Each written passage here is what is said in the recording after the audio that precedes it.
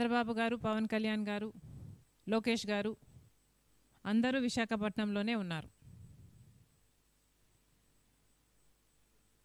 Of course వాళ్ళ కార్యక్రమాల కోసం అందరూ విశాఖపట్నంలో ఉన్నారు.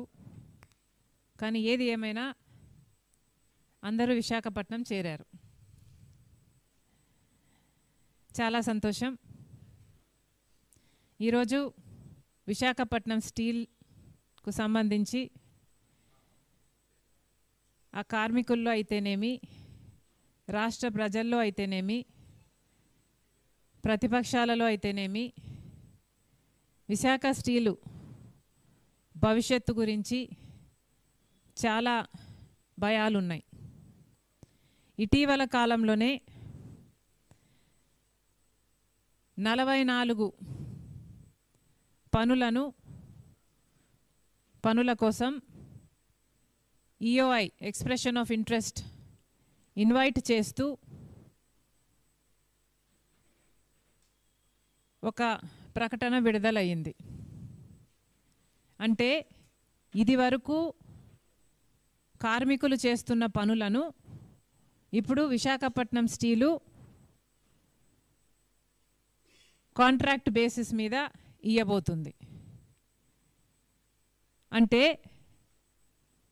34,000 ఒకప్పుడు రాజశేఖర రెడ్డి గారు ముఖ్యమంత్రిగా ఉన్నప్పుడు 35,000 మంది కార్మికులతో విశాఖపట్నం స్టీలు ఫుల్ కెపాసిటీలో అంటే 3 మిలియన్ టన్నుల ఉన్న ప్లాంట్ని కెపాసిటీని రాజశేఖర రెడ్డి గారు 7 మిలియన్ టన్నుల వరకు తీసుకువెళ్ళారు.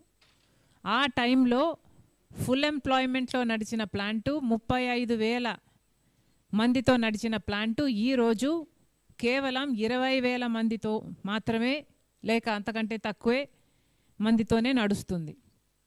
ఇప్పుడు దీనివల్ల ఆ 20,000 మందికి కూడా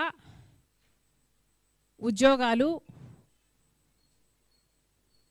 పర్మనెంట్ అనో లేకపోతే ఒక భరోసానో లేకుండా పోతుంది.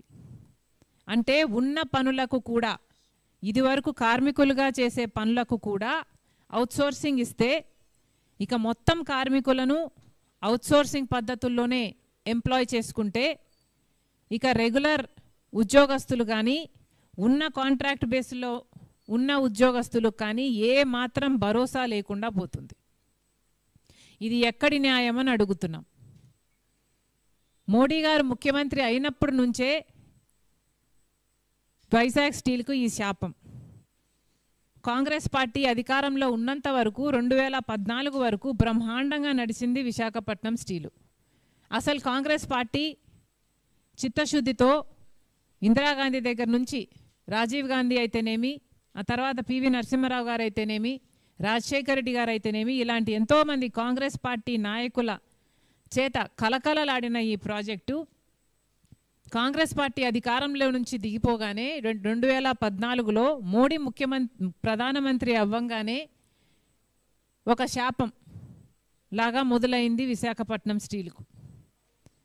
ఎందుకని అడుగుతున్నాం. విశాఖపట్నం స్టీలు ప్రైవేటైజ్ చేయాలి అన్న ఆలోచన మోడీ గారు చేయడం దుర్మార్గం కాదా? విశాఖపట్నం స్టీలు లాభాలలో నడుస్తే దాన్ని ప్రైవేటైజ్ చేయడం సాధ్యం. కాబట్టి విశాఖపట్నం స్టీల్ను క్రమేణా సైలెంట్ కిల్లింగ్ చేస్తూ మోడీ గారు ఈ రోజు వరకు కూడా విశాఖపట్నం స్టీల్కు సంబంధించి ఒక్క రకంగా ఆదుకోకపోగా ప్రతి విషయంలోనూ విశాఖపట్నం స్టీలుకు అన్యాయమే చేశారు. అసలు రాజశేఖర రెడ్డి గారు ఉన్నప్పుడు ఒకప్పుడు విశాఖపట్నం స్టీలుకు లోటు కలిగితే 2,000 కోట్లు రాజశేఖర రెడ్డి గారు దానికి సహాయం చేయడమే కాకుండా, కాంగ్రెస్ పార్టీ దానికి సహాయం చేయడమే కాకుండా 4,000 మందికి ఉద్యోగాలను కూడా కల్పించారు. ఈ రోజు వరకు కూడా భూములు ఇచ్చిన వాళ్ళు 7,500 మంది ఆ కుటుంబాలు ఉద్యోగాలు కావాలి అని మాకు ఇంకా ఆ రోజు ఇచ్చిన మాట ఈ రోజు వరకు కూడా నెరవేరలేదు అని ఈ రోజుకు కూడా వాపోతుంటే వాళ్ళకు ఉద్యోగాలు ఇవ్వాల్సింది పోనిచ్చి వాళ్ళకు భరోసా కలిగించాల్సింది పోని